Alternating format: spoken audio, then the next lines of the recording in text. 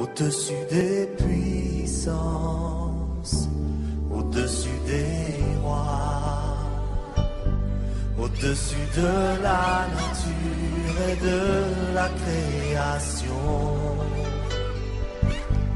au-dessus de tout. Shalom, shalom, bienvenue à tous sur le plateau de Femmes Lève-toi aujourd'hui. Deux invités, Maman Pomme qui n'est plus à présenter et Maman Perrine Makouba, responsable des femmes de l'Alliance chrétienne missionnaire du Gabon, église locale de Mélène. Elle est aussi présidente de l'ONG Femmes Championnes. Le thème aujourd'hui, l'autonomisation de la femme. Je me tourne vers Maman Pomme. L'autonomisation de la femme. Comment peut-on expliquer ce groupe de mots ou cette expression ou ce concept à la mode aujourd'hui? L'autonomisation des femmes est une question de grande importance de nos jours. Nous allons commencer par définir ce qu'on entend par autonomisation. L'autonomisation, c'est un processus par lequel une femme acquiert par elle-même suffisamment de capacités pour prendre des décisions importantes sur le plan social, économique, etc. Politique, familial. Donc, c'est cette définition que j'ai pu retenir. C'est ce processus par lequel une femme acquiert par elle-même suffisamment de capacités pour prendre des décisions importantes au niveau économique, social, familial, médical, etc. Maman Perrine? Moi, je dirais que lorsqu'on parle d'autonomisation, il s'agit, comme disait bien maman, c'est un processus qui vise à libérer la femme. Qui vise à libérer la femme, à l'amener à être plus libre dans ce qu'elle veut faire. C'est-à-dire mettre en valeur librement son potentiel. Ça peut être dans le domaine économique, comme disait maman, ça peut être sur le plan politique, sur le plan social, peu importe le domaine, mais c'est amener la femme à être libre, en fait. Être libre, mettre en valeur son potentiel. Pourquoi ce concept devient-il aujourd'hui important? Pourquoi aujourd'hui on parle de l'autonomisation de la femme? Est-ce que c'est sur la base d'un constat? Pourquoi? Qu'est-ce qui amène aujourd'hui, on va dire, les autorités, même nous-mêmes les femmes, à plus motiver, pousser les femmes vers cette autonomie ou autonomisation? Je vais commencer. Oui. En fait, je crois que tout part du fait que dans la société, on observe souvent cette marginalisation de la femme. Souvent, on pense que la femme n'a pas de capacité, même si le plan scolaire est qu'elle n'est pas capable d'aller loin. Souvent, même dans l'occupation des postes les plus élevés, on voit les hommes. On pense que la femme n'est pas intelligente, elle ne peut pas faire ce que l'homme est en train de faire. Elle ne peut pas avoir les diplômes que l'homme peut avoir. Elle ne peut pas aussi produire suffisamment de résultats comme l'homme. Et souvent, on la marginalise, on la méprise. Et je crois que les femmes se sont levées, elles ont commencé à revendiquer leurs droits.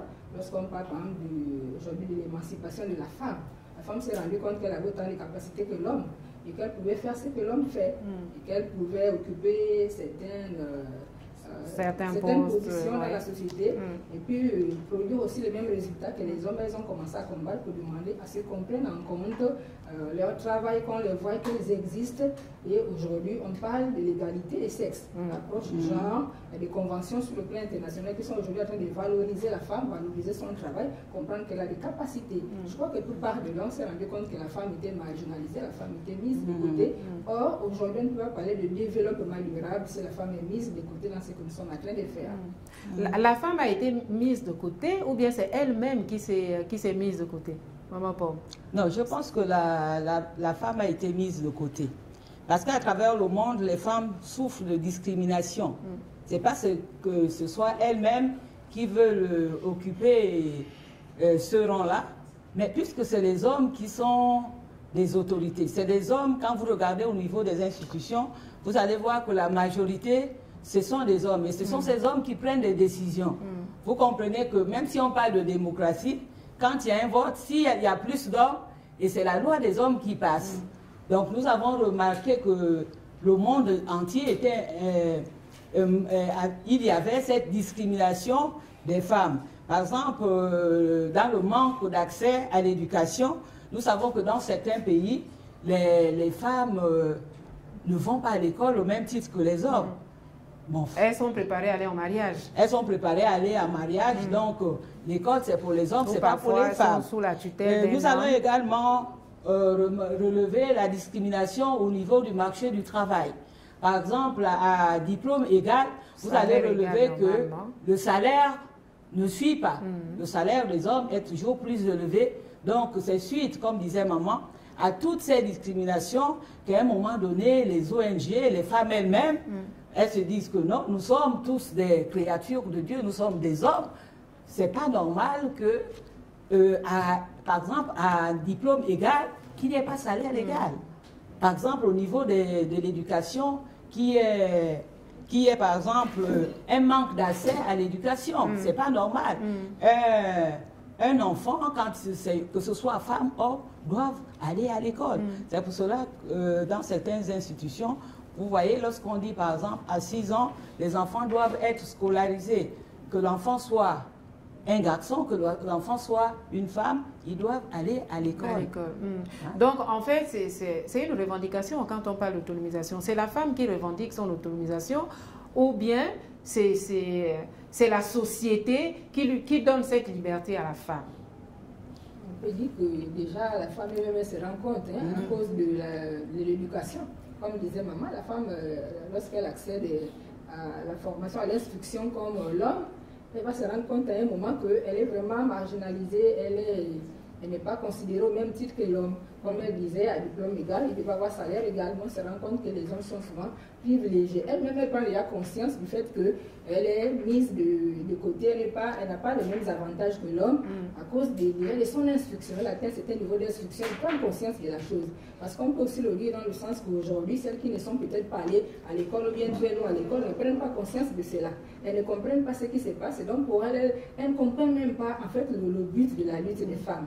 Donc, les femmes prennent conscience de la situation et ce sont elles-mêmes qui s'élèvent d'abord. Et je crois qu'il y a des organismes qui étaient obligés de voir la lutte de la femme et de comprendre que c'est juste, il fallait les accompagner, comme l'ONU, comme l'Organisation internationale du travail, comme la conférence, par exemple, qui s'est passée au niveau de Beijing, pour libérer la femme, comprendre que la femme peut être traitée au même titre que l'homme, et comme on le disait, avoir les mêmes avantages. Je crois que tout part d'abord de la femme elle-même. Elle fait un constat qu'elle est marginalisée, elle n'est pas vraiment considérée, et puis elle décide de se lever, de commencer à dénoncer, et la société civile aussi intervient.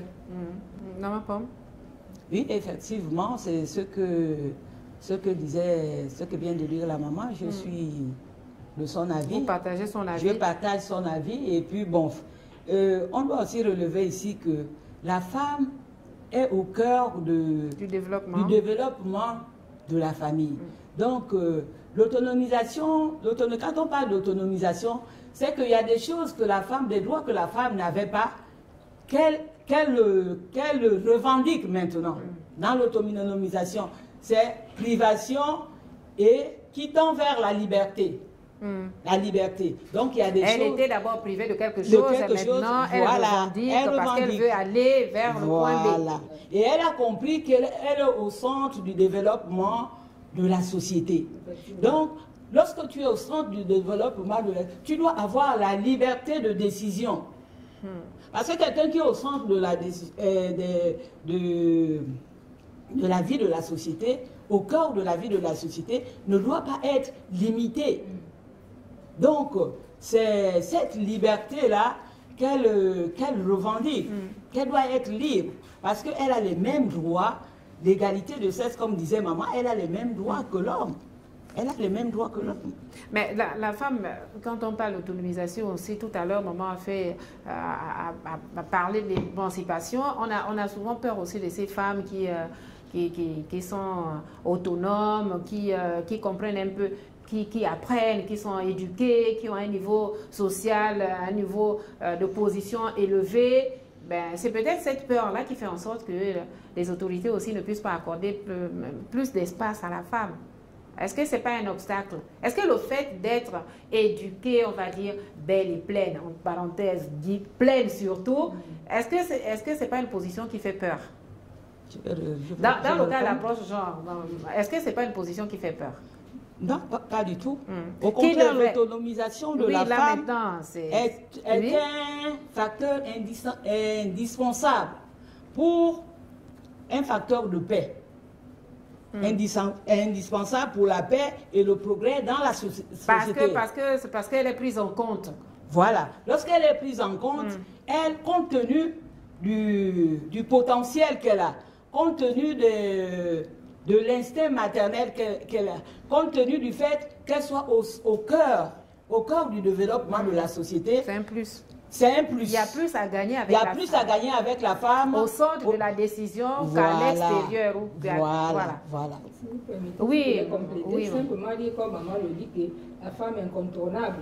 Et souvent, c'est parce que les femmes font bien les choses. Quand la femme se met à faire quelque chose, elle le fait tellement bien qu'elle produit les résultats. Et souvent, parfois on a peur, parce qu'effectivement, comme elle fait très bien, elle produit parfois on a peur de ça, mais aussi le fait que la femme soit suffisamment instruite, ou bien qu'elle soit bien placée, qu'elle est peut-être soit mieux minérée, peut-être plus... qu'elle gagne plus que son mari ne devrait pas en fait inquiéter les hommes. Au contraire, plus la femme est instruite, plus la femme est formée, plus elle produira pour la société, pour contribuer vraiment au développement de la société. Mais seulement aussi de l'autre côté, on se rendra compte que si la femme devient orgueilleuse parce qu'elle travaille ou bien parce qu'elle est formée, elle a des hauts diplômes, elle occupe une haute position, si elle devient orgueilleuse et qu'elle ne se soumet plus à son mari à la maison, là il y a un problème. Ça peut être un problème d'éducation, ça peut être un problème aussi peut-être des blessures émotionnelles, ce qu'elle a subi dans le passé de la part des hommes ou bien dans le milieu où elle a grandi. Mais normalement, une femme bien formée, une femme bien éduquée, quel que soit le niveau qu'elle occupe dans la société, quel que soit son diplôme ou son niveau d'élévation, doit reconnaître sa place dans le foyer. Si elle est derrière un homme, elle doit reconnaître qu'elle est femme et que l'homme reste l'homme. L'homme est le chef. Cela ne fait pas d'elle une personne faible. Si elle accepte d'occuper sa place, de respecter son mari, de lui donner la place qu'il faut à son mari, d'occuper sa place à elle, cela ne fait pas d'elle une personne faible. Au contraire, elle va permettre l'épanouissement de sa famille. Elle va s'épanouir davantage. Elle sera même plus visible. Si elle est soumise, elle est respectueuse malgré la position qu'elle peut occuper, la position d'élévation, mais malgré son salaire. Mais oui, maman, j'ai peur de dire que femme, soyez soumise selon le Seigneur. Maintenant, si l'homme, un bon matin, refuse que son épouse travaille quelque part, quelle sera son attitude? Bon, généralement, c'est à cause parfois des expériences passées. On peut se rendre compte qu'une femme, plus elle va de l'avant dans l'éducation, dans l'instruction, plus elle ouvre les yeux, comme on le dit, et puis elle devient peut-être plus arrogante, elle ne se soumet plus au mari, elle se rebelle en quelque sorte.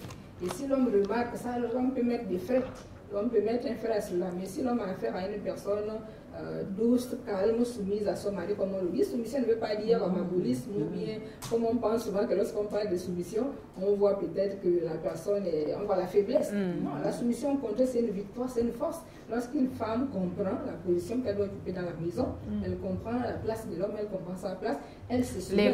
Les rôles sont partagés. Voilà, les rôles sont partagés et l'homme va la libérer pour qu'elle exprime pleinement son potentiel. Donc, généralement, c'est dû au comportement de la femme. Si elle n'est pas soumise, elle ne respecte pas son mari, ou bien elle ne comprend pas la place qu'elle doit occuper. Et puis l'homme, c'est ça un peu comme mépriser, l'homme, c'est ça comme banaliser, et les hommes n'aiment pas ça. Et l'homme va vouloir sévir pour fermer les portes. Mais si elle comprend son rôle, si elle respecte son homme, je ne vois pas pourquoi l'homme va l'empêcher d'aller travailler. Donc l'homme est dans son droit d'interdire à son épouse de travailler, par exemple. Est-ce que c'est biblique? Un monsieur peut interdire à son épouse d'aller à son bureau? Je ne crois pas. Je ne crois pas que ce soit biblique, parce que lorsque Dieu a créé l'Adam, après il a mis Ève aussi à ses côtés, mais on dit bien qu'Ève est une aide. Lorsqu'on parle d'aide, ça veut dire que l'autre travaille, chacun a quelque chose à faire. Donc l'homme a une part des responsabilités, la femme a une part des responsabilités, les deux se complètent.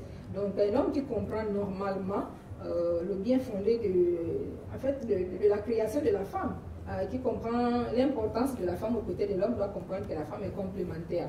Elle a un potentiel qu'elle a reçu, qu'elle doit faire valoir, elle doit le libérer pour contribuer à l'enrichissement de la famille et de la société. Donc il ne peut pas demander à sa femme de rester à la maison s'il comprend bien normalement. Même s'il y a des problèmes, il doit pouvoir résoudre ces problèmes et libérer sa femme pour qu'elle libère son potentiel. D'accord. Maman Pomme? Je vais parler de l'amour, hein, parce que nous sommes dans un foyer, nous sommes dans une famille, nous parlons des couples. Par exemple, dans le couple, notre Dieu étant un Dieu d'ordre, il a bien organisé les choses, il a mis la discipline, il a demandé à l'homme d'aimer sa femme et la femme d'être la soumission. Mais ici, la soumission ne veut pas dire assujettissement. Parce que lorsque Dieu a créé la femme en tant qu'aide, Donc ça, la soumission ne veut pas dire esclavage. La soumission ne veut pas dire maltraitance. La soumission, parce que l'amour ne cherche point son intérêt. Parce que lorsque l'homme interdit à la femme de travailler, c'est comme si c'est son égoïsme, c'est un égoïste. Parce que la femme veut bien travailler, parce qu'elle sait qu'elle est une femme vertueuse, qu'elle doit tout faire pour pouvoir... Elle est privée de liberté. Elle est privée de liberté. Tout à fait. Hein? Alors que l'homme doit contribuer à l'épanouissement de son épouse. Donc ne doit pas chercher son intérêt, parce que l'amour ne cherche pas son intérêt, cherche l'intérêt de l'autre. Qu'est-ce que ta femme veut faire? Ta femme veut travailler, tu la laisses travailler. Et la femme doit comprendre qu'elle a une autorité sur sa tête. Dans cette liberté, il y a quand même un chapeau.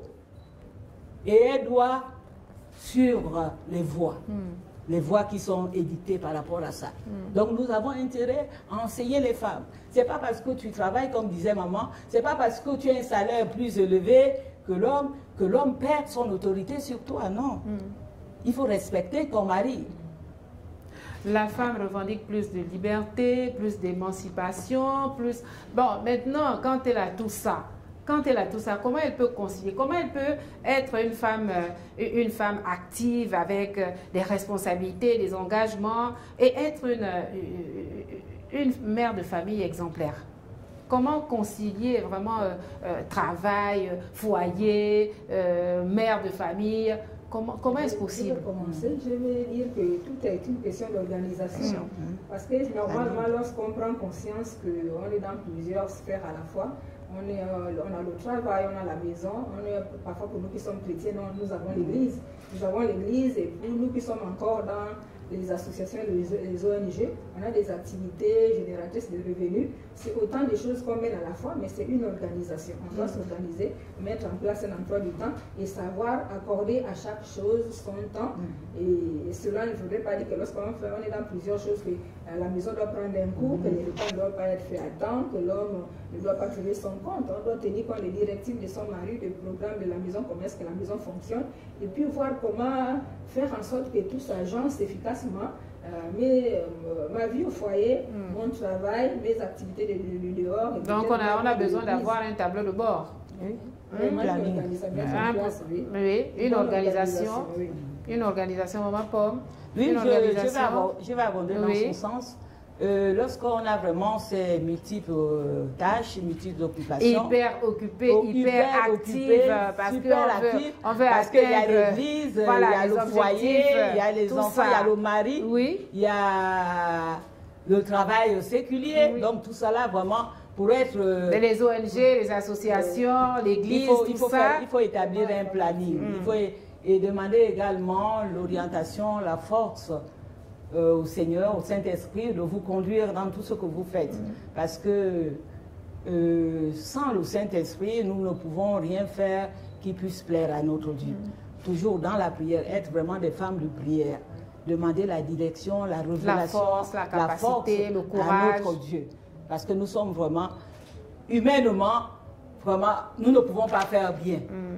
Il faudrait que nous soyons orientés par le Saint-Esprit qui nous donne la force de faire mieux. Ce concept-là, ça s'applique à qui? C'est un concept qui s'adresse à qui exactement? Qui revendique? Parce que tout à l'heure, nous avons dit que c'était les femmes. Bon, les femmes, est-ce que toutes les catégories de femmes sont impliquées? L'autonomisation de la femme, elle est revendiquée par qui ici? Elle est possible pour qui? Alors, oui, oui. En fait, je dirais que en fait, l'autonomisation de la femme concerne toutes les femmes, de toutes les couches sociales, que ce soit qu'elle soit de la basse cloche ou bien de la cloche la plus élevée. L'autonomisation ici là vise à libérer la femme, libérer son potentiel. C'est vrai que lorsqu'on parle de l'autonomisation sur le plan économique, on veut que la femme puisse avoir accès à une certaine liberté financière. Mais lorsqu'on parle d'autonomiser, on s'adresse à tout le monde. Même la femme qui travaille dans un bureau, qui a un salaire, qui est rémunéré, peut investir de son argent pour avoir plus de liberté financière. On dit souvent qu'on n'arrive pas à joindre les deux bouts avec le salaire que nous avons à partir de notre activité professionnelle simplement. Donc lorsqu'on parle d'autonomiser, il s'agit de, on s'adresse à toutes les catégories de femmes. C'est vrai que lorsqu'on essaie de voir un peu les rapports de l'ONU et des conventions internationales, ils mettent plus l'accent sur les femmes pauvres. Les femmes pauvres, celles qui ont un revenu faible. Pour lutter contre la précarité. Voilà, pour lutter contre la précarité, celles qui ont un revenu faible et puis celles qui sont parfois les immigrés qui viennent comme ça. Et ce sont celles-là qu'on cherche à aider d'abord à sortir de là. Mais de façon générale, on dirait que lorsqu'on parle d'autonomisation, il s'agit de tout type de femmes. Il s'agit de tout type de femmes. Avec mon salaire, je peux vouloir investir pour avoir plus d'argent. Mais quand on a plus d'argent, c'est aussi un problème. Oui, maman, pauvre.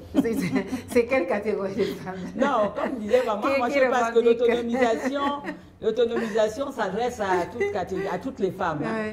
C'est toutes les femmes qui doivent prétendre, qui doivent solliciter. Parce qu'il y a celles qui se plaisent dans leur contentement de position. Dans leurs conditions de précarité. Disons les choses clairement. Maintenant, la femme doit comprendre qu'elle est au cœur vraiment des équilibres de la société, de la famille. Donc, elle doit être cette femme vertueuse. Cette femme qui entreprend, qui prend des décisions, qui prend des initiatives.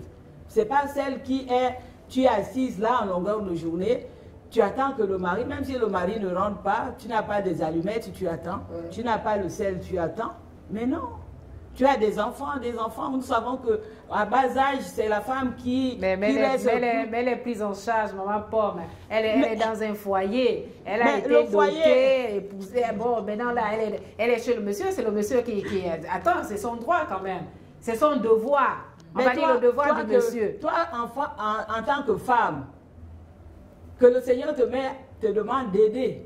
L'aide là, comment tu aides enfin, moi je ne sais pas, je suis assise et puis je prépare. Lui, il achète des boîtes d'allumettes. Mais nous savons que quelquefois, nous connaissons la responsabilité des hommes. Hein, là où elle est limitée, quelquefois. Mais quand la femme aussi... Nous sommes dans ce monde, hein, nous connaissons comment ça se fait. Il y a certains hommes, quand ils prennent leur salaire, ils s'arrêtent quelque part et le salaire est fini. Hein. Quand il revient, il te dit qu'on l'a braqué. Hein.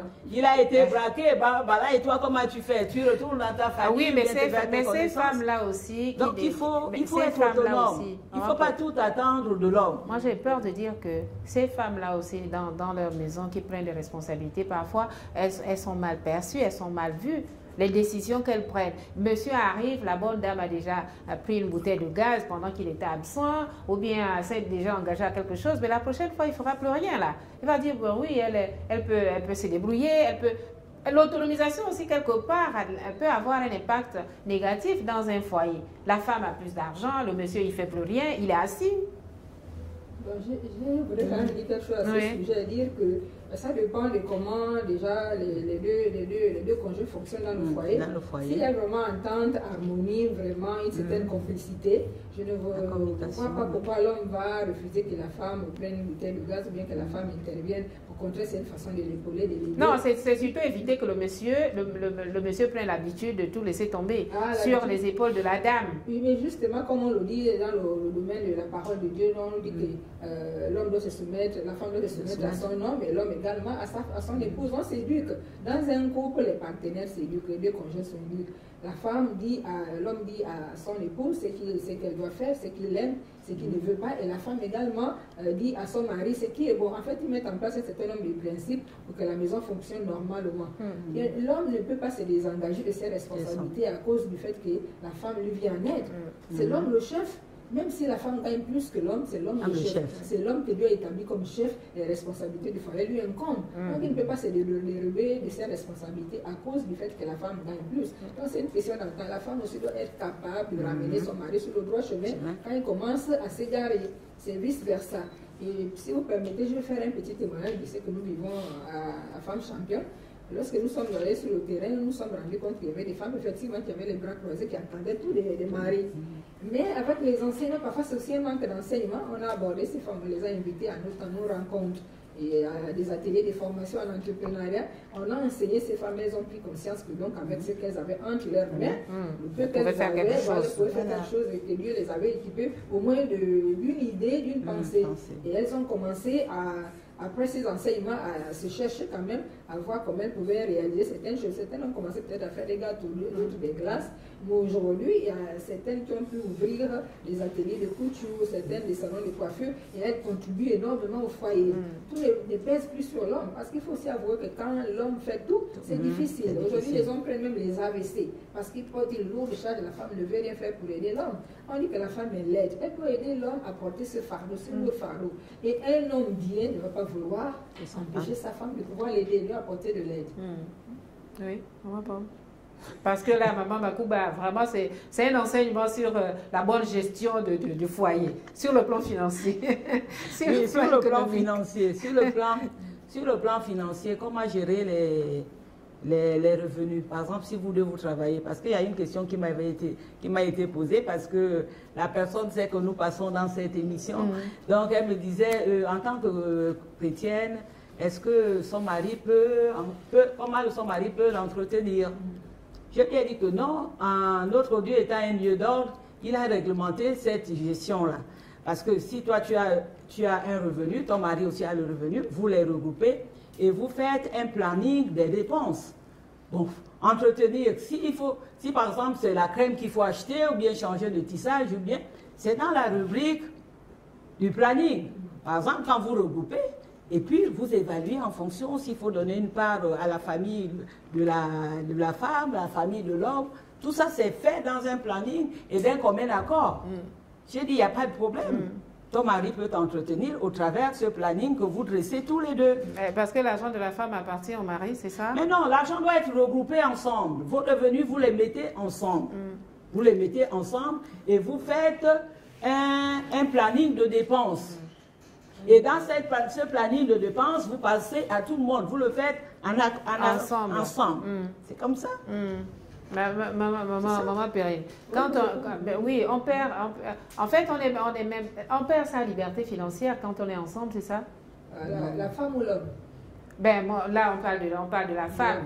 Bon, mais normalement, je ne crois pas qu'on perd sa liberté financière. Au contraire, quand l'homme voit que la femme est en train de l'aider, il sera content, il se réjouit de voir que vraiment il y a un plus à la maison et il va lui accorder, je crois, une certaine considération. Il faut rendre compte que quand la femme ne fait rien du tout, elle est comme dépréciée quelque part.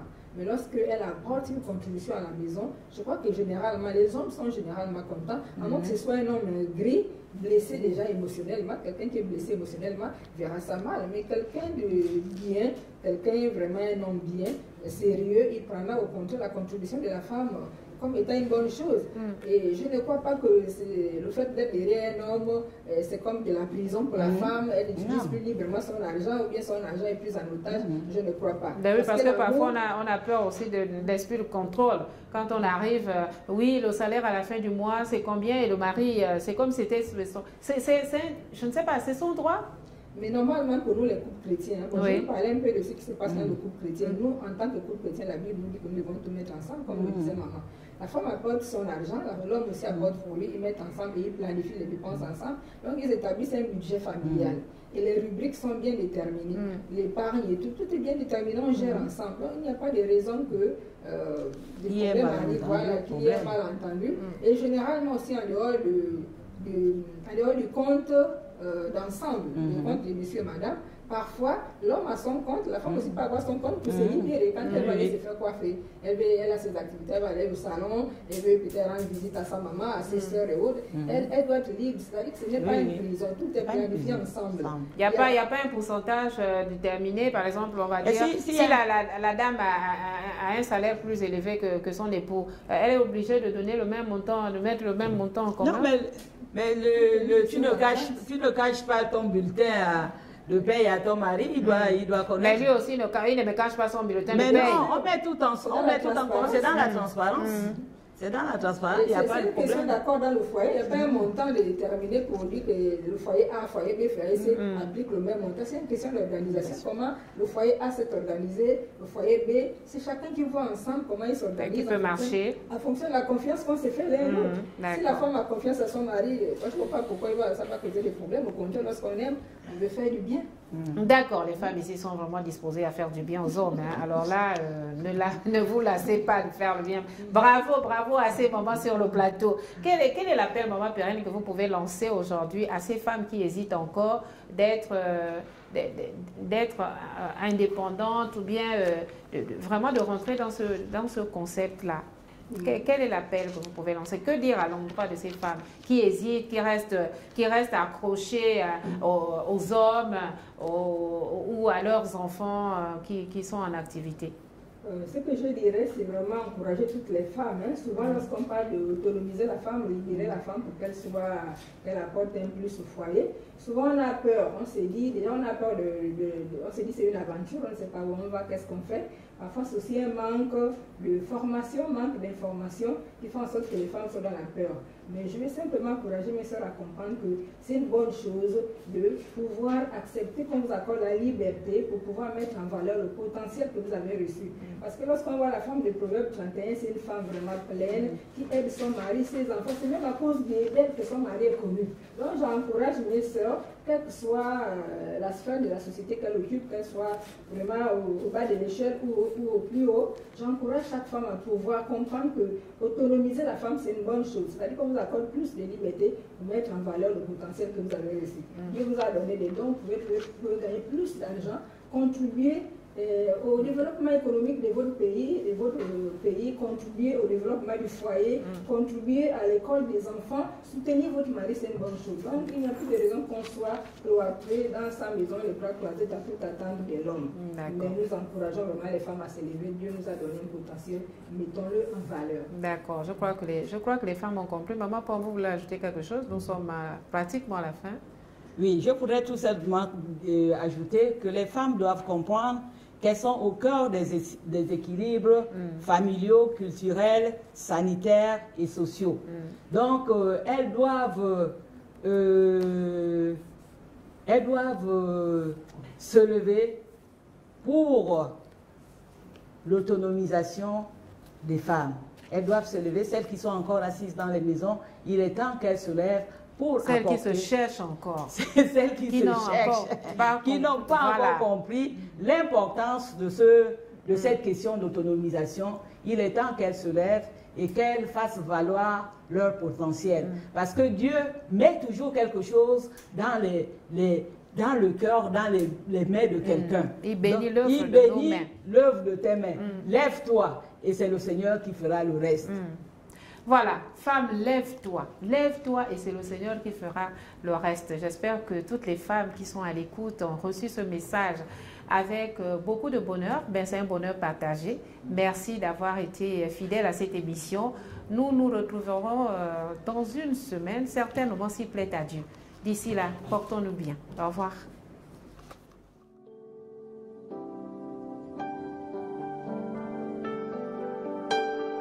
Au-dessus des puissances, au-dessus des rois, au-dessus de la nature et de la création.